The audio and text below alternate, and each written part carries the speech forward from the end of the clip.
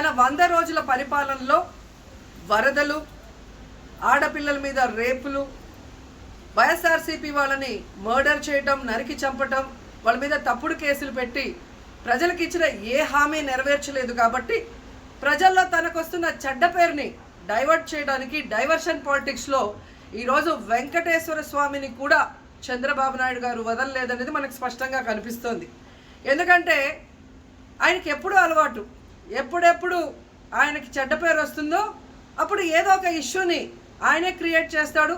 దాన్ని తన వర్గీయులతో పబ్లిసిటీ చేయటం, దాని మీద డిస్కషన్లు చేసి ఎదుటి వాళ్ళ మీద నిందలు వేయటం ఆయనకు అలవాటే. కానీ ఈరోజు మీరు చూస్తే సాక్షాత్తు టీటీడీలో తిరుమల లడ్డూ మీద ఇంత దిగజారుడుతనంగా చంద్రబాబు నాయుడు గారు మాట్లాడతారని ఎవరు ఎక్స్పెక్ట్ చేయలేదు. ఈరోజు ఆయన మాట్లాడాక ప్రతి ఒక్కరు కూడా చీకొట్టడం మనం గమనిస్తూనే ఉన్నాం. ఎందుకంటే సాక్షాత్తు చంద్రబాబు నాయుడు గారి కొడుకే చెప్పాడు టీటీడీలో ముఖ్యమంత్రికి ఎటువంటి సంబంధం ఉండదు అని. అలాంటప్పుడు జగన్మోహన్ రెడ్డి గారు ఏదో దగ్గరుండి తిరుపతి లడ్డూలో యానిమల్ ఫ్యాట్ని మిక్స్ చేయించినట్టుగా ఆయన ఈరోజు ఆరోపించడం ఎంతవరకు సబబని నేను అడుగుతున్నాను. ఒక్కసారి మీరు గమనించండి, చంద్రబాబు నాయుడు గారు ముఖ్యమంత్రి అయిన తర్వాత జూన్ 21వ తేదీ ఈవోగా శ్యామలరావు గారు మరి అక్కడికి రావడం జరిగింది. నెయ్యి వాసన చూస్తూ లడ్డూలో స్వచ్ఛమైన నెయ్యిని మేము వినియోగిస్తున్నామని ఆయన చెప్పడం కూడా మీరు అందరూ గమనించుంటారు. జూలై 6వ తేదీ 12వ తేదీ 2 సార్లు ట్యాంకర్లది టెస్ట్ చేయడం జరిగింది. అందులో వెజిటబుల్ ఫ్యాట్ మిక్స్ అయింది కాబట్టి దాన్ని రిజెక్ట్ చేశాము, దాన్ని వాడలేదు అని శ్యామలరావు గారు చెప్పడం మనం అందరం కూడా గమనించాం. అలాంటిది 2 నెలల తర్వాత ఇప్పుడు చంద్రబాబు నాయుడు టీటీడీకి సంబంధించిన దాన్ని టీడీపీ ఆఫీస్లో ప్రెస్ మీట్ పెట్టి ఇలా యానిమల్ ఫ్యాట్ కలిసింది అని ఒక నింద వేసినప్పుడు దాన్ని సమర్థిస్తూ మళ్ళీ శ్యామలరావు గారితో ప్రెషర్ పెట్టి ప్రెస్ మీట్ పెట్టించి ఎలా మాట్లాడిచ్చారో మీ అందరూ కూడా గమనించారు. సాక్షాత్తు నారా లోకేష్ గారే చెప్పారు టీటీడీతో ముఖ్యమంత్రికి సంబంధం లేదు అని. అలాంటప్పుడు జగన్ గారి మీద ఎలా నిందలేస్తారని నేను అడుగుతున్నా. ఈరోజు మీ ప్రభుత్వంలో మీ ఈవో ఉండగా మీరు టెస్టింగ్ చేసిన మిల్క్లో వెజిటబుల్ ఫ్యాటా ఇంకో ఫ్యాటా ఉంటే దానికి బాధ్యత ఎవరు?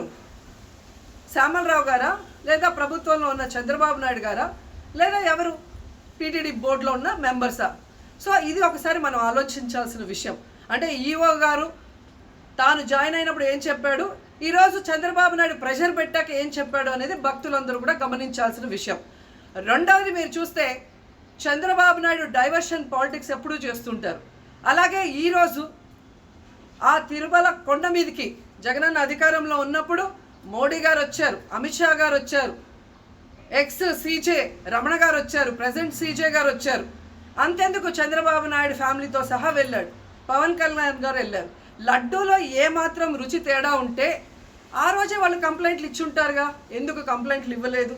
ఇప్పుడు ఆ 5 సంవత్సరాల్లో ఏదో జరిగిందని నింద వేయటానికి ఈరోజు టీటీడీని ఎంచుకొని తిరుమల తిరుపతి దేవస్థాన ప్రతిష్టను దిగజార్చడం ఎంతవరకు కరెక్టు అని భక్తులందరూ కూడా ఒకసారి ఆలోచించాల్సిన అవసరం ఉంది. అండ్ మూడవది, ఈరోజు ఎవరైతే బీజేపీ నాయకులు కూడా మాట్లాడుతున్నారో వాళ్ళని నేను అడుగుతున్నా, ఇదే టీటీడీ బోర్డులో మెంబర్లుగా బీజేపీకి సంబంధించిన వాళ్ళు ఉన్నారు. మరి ఆ రోజు తప్పు జరిగితే వీళ్ళందరూ ఎందుకు మోడీ గారికి అమిత్ షాకి ఇన్ఫార్మ్ చేయలేదు, ఎందుకు దీని మీద చర్యలు చేపట్టలేదు అనేది నేను అడుగుతున్నా. అలాగే ఈరోజు తెలుగుదేశం పార్టీ అధికార పార్టీలో ఉన్న వేమిరెడ్డి ప్రశాంతి గారు ఆ 5 సంవత్సరాల కాలంలో ఈ పర్చేసింగ్ కమిటీలో 5 సంవత్సరాలు ఉన్నారు. అలాగే ఇప్పుడు మంత్రిగా ఉన్న పార్థసారథి గారు కూడా పర్చేసింగ్ కమిటీలో ఉన్నారు. మరి వాళ్ళని విచారించండి అండి, ఆ బోర్డు మెంబర్లందరినీ బయటకు వచ్చి మాట్లాడమని చెప్పండి, తప్పు జరిగిందా లేదా. ఈరోజు ఇంతమంది గొప్ప గొప్ప వాళ్ళు తిరుమలకు పోయి లడ్డు తిన్నా జరగని తప్పు వాళ్ళ పర్చేస్ కమిటీలో ఉన్న వాళ్ళు జనసేన పార్టీ తెలుగుదేశం పార్టీలో చేరిన వాళ్ళని మాట్లాడకుండా కేవలం జగన్ గారిని టార్గెట్ చేసి మాట్లాడటం చూస్తే రాజకీయ లబ్ధి కోసం తిరుమల పవిత్రను భ్రష్టు పట్టిస్తూ ఈరోజు చంద్రబాబు నాయుడు చేస్తున్న నీచ నికృష్ట రాజకీయాలు అందరూ కూడా గమనించి ఆ చంద్రబాబు నాయుడికి బుద్ధి చెప్పమని కోరుకుంటున్నా.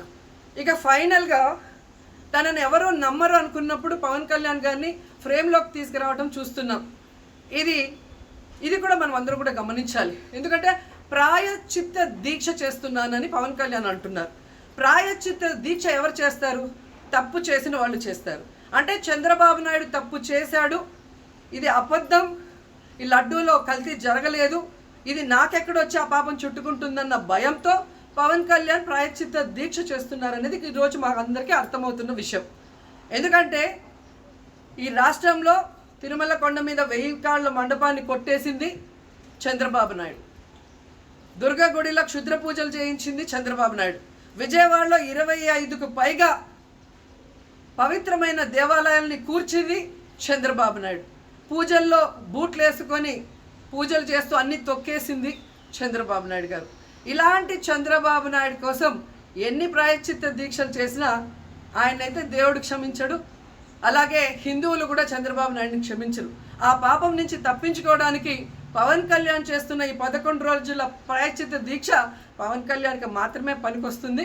కాబట్టి ఇకనైనా తిరుమల తిరుపతి దేవస్థానాన్ని అడ్డం పెట్టుకొని జగనన్న మీద దుమ్మెత్తి పోసే కార్యక్రమాల్లో ప్రతిష్టగా దిగజారిస్తే తిరుపతి అమ్మాయిగా నేను ఊరుకునేది లేదని కూడా ఈ సందర్భంగా తెలియజేసుకుంటున్నాను.